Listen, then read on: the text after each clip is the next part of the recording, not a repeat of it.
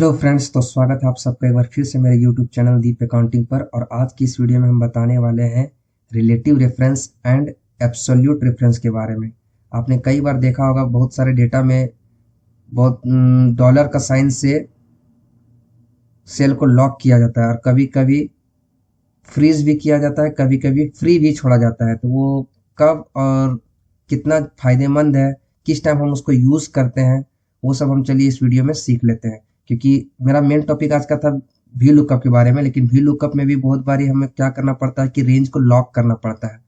तो हम V lookup से में जाने से पहले हम चाहते हैं कि आप लोग एब्सोल्यूट रेफरेंस और रेफरेंस के बारे में अच्छे से जान लीजिए, तभी आपको वी लुकअप अच्छे से समझ में आएगा।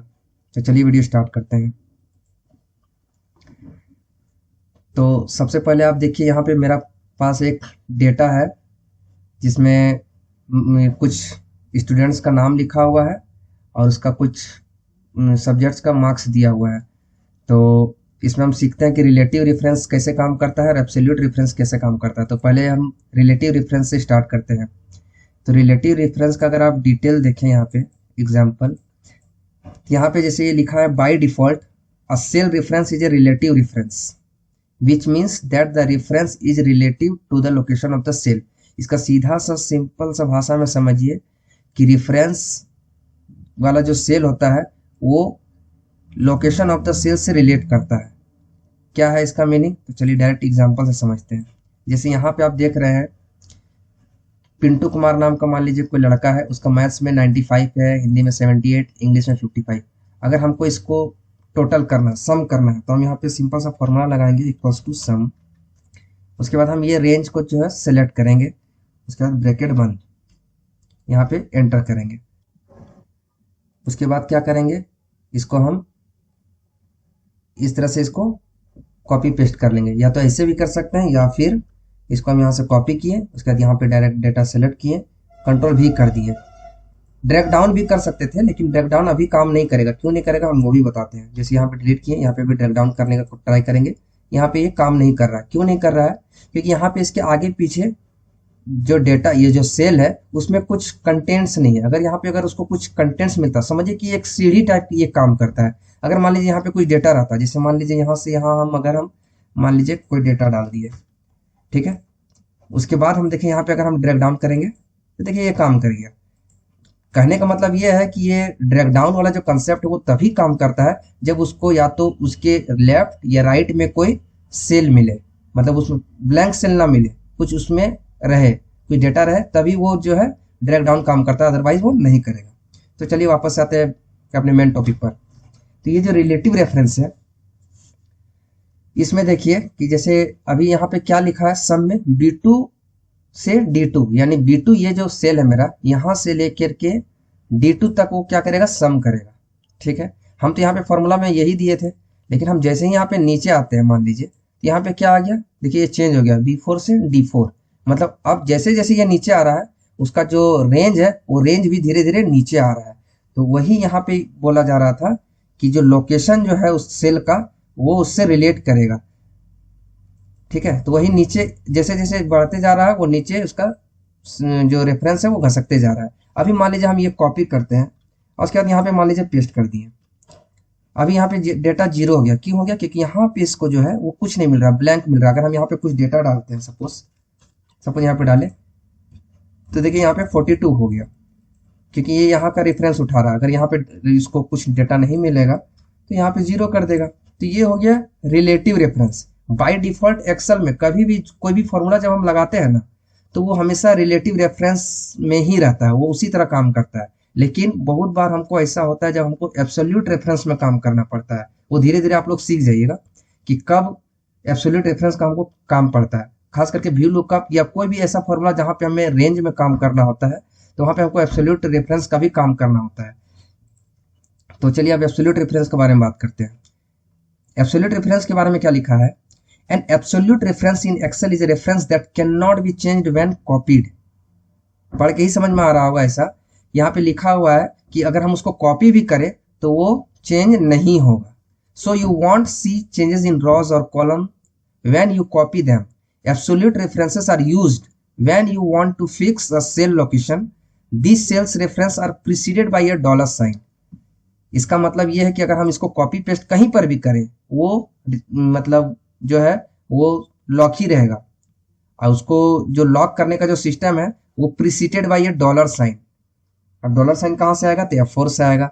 तो कोई भी सेल को जब लॉक करना होता है तो उसमें हम F4 प्रेस करते हैं तो वो डॉलर साइन से प्रीसीड हो जाता है, मतलब उसके आगे जो है डॉलर साइन लग जाता है तब वो लॉक हो जाता है। जैसे अभी हम एग्जांपल में बताते हैं, जैसे मान लीजिए सेम फॉर्मूला हम यहाँ पे लिखते हैं, इक्वल्स टू सम, यहाँ से यहाँ तक का हम रेंज दे दिए, लेकिन अब ये जो रेंज दिया ना इसमें हम क्या करेंगे? F4 प्रेस करेंगे। F4 प्रेस करेंगे तो देखिए यहाँ पे बी के आगे डॉलर लग गया, 2 के आगे डॉलर लग गया, डी के आगे भी डॉलर है, और यहाँ 2 के आगे डॉलर लग गया। मैंने सब के आगे एक देखिए प्रीसीडेड बाय डॉलर साइन, वही वहां यहाँ पे लिखा हुआ था प्रीसीडेड बाय डॉलर साइन। तो ये डॉलर साइन सबके आगे लग गया। अब इसका फायदा देखिए, अब हम इसको ब्रैकेट बंद करके इसमें हम फॉर्मूला एंटर करते हैं।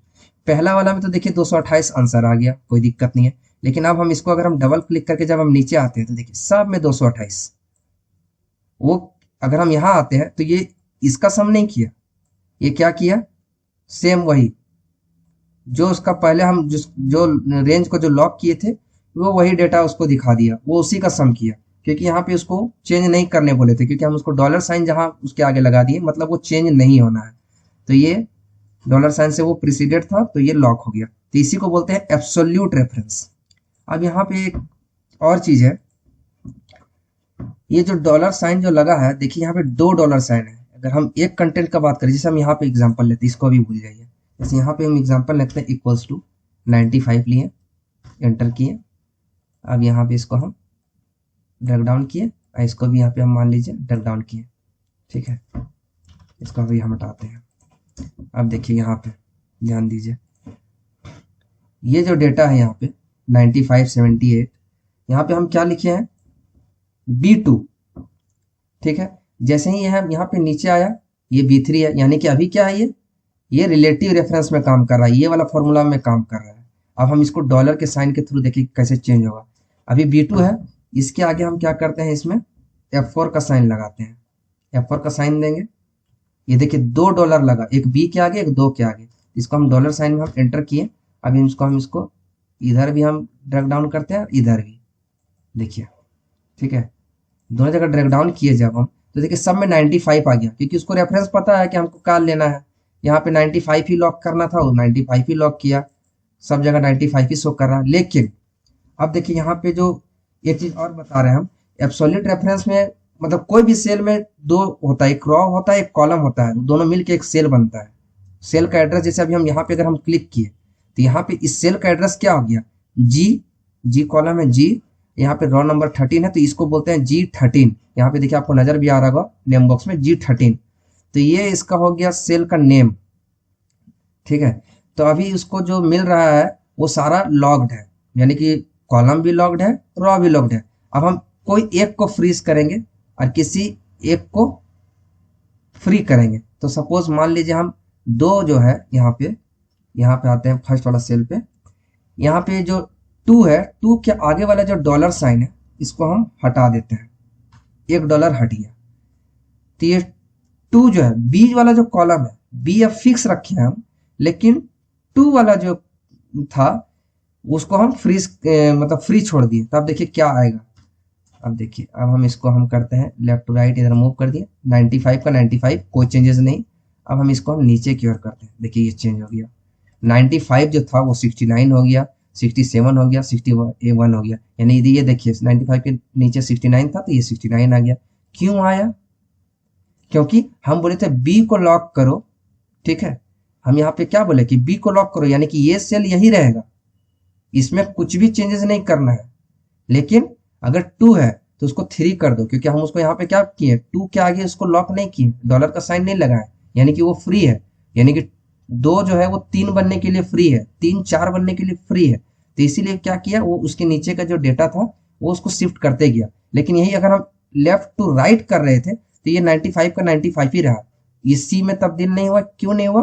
क्योंकि हम यहाँ बी के आगे डॉलर साइन लगा दिए थे, इसको बोले थे कि तुम चेंज मत होना, तो ये सी में नहीं गया। तो इस तरह से ये काम करता है। अब हम वापस उसी एग्जांपल में इस बार हम 2 के आगे डॉलर लगाते हैं, बी को हटा देते हैं, बी को हटा दिए। और 2 के आगे हम डॉलर साइन लगाते हैं। देखिए 20 बार फ्री कर दिए, डॉलर साइन 2 के आगे लगाए, ठीक है। अब देखिए, अब हम इसको अभी नीचे ड्रॉप डाउन करते हैं। पहले ये देखिए 95 का 95, लेकिन जब हम इधर जाएंगे, इधर शिफ्ट करेंगे, देखिए ये चेंज हो गया। क्यों होगा?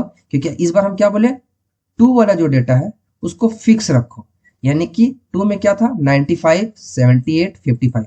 देखिए 95, 78, 55 ये इसको फिक्स रखा, लेकिन हम क्या बोले हैं कि बी को फ्री छोड़ दो। यानी कि बी फ्री है, मतलब बी जब इधर आएगा, लेफ्ट टू राइट जाएगा तो वो सी बनेगा, सी फिर जब लेफ्ट टू राइट जाएगा तो वो डी बनेगा।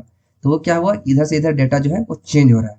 तो हम ये बस इसलिए बताएं क्योंकि जब हम नेक्स्ट बार हम जब व्यू लुकअप के बारे में बताएंगे तो हम बहुत बार ऐसा होगा कि कोई एक सेल लॉक करेंगे, कभी 2 सेल लॉक करेंगे, तो उस टाइम आप लोग को कंफ्यूजन नहीं होना है। पहले ये वाला जो वीडियो है ये अच्छा से आप लोग को प्रैक्टिस कर लेना है, समझ लेना है।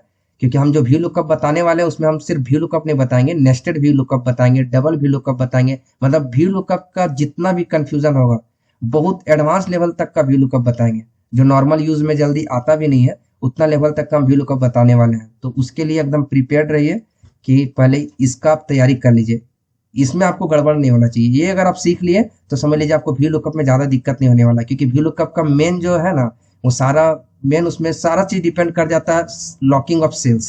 सेल लॉक करना अगर आप बढ़िया से सीख गए, मतलब आपको व्यू लुकअप में कहीं दिक्कत नहीं आने वाला। व्यू लुकअप के आगे भी हम बढ़ेंगे, रिवर्स व्यू लुकअप वगैरह, एक मैच फंक्शन के बारे में, इंडेक्स फंक्शन के बारे में। तो मेरा चैनल पे बने रहिए ताकि आपको एक से एक आपको एक्सेल का ट्रिक सीखने को मिलते रहे। Thank you.